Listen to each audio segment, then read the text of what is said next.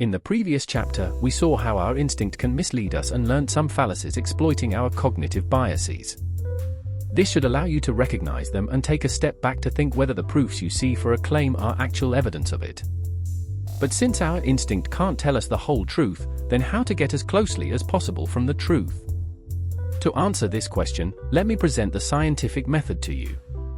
Just be aware that the version I am going to explain to you is quite simplified, and in reality it is almost never as straightforward as that.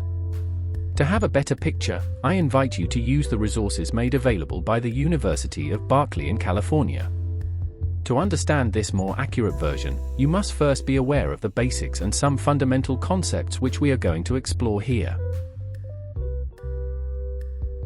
At the beginning of this workshop, we have seen that science is about reporting facts and making sense of them, explaining them.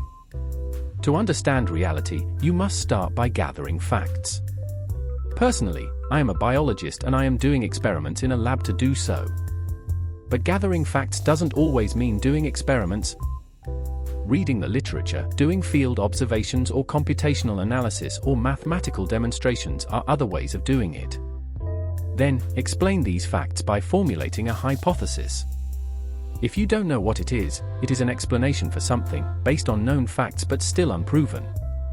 But all hypotheses are not scientifically acceptable.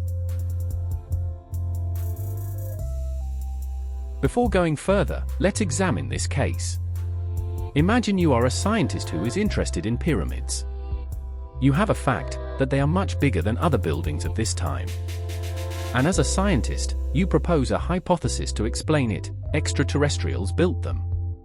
Now I want you to fill the "why are pyramids unlikely to have been built by extraterrestrials" form. This one is not graded, I just want you to write 1 or 2 ideas.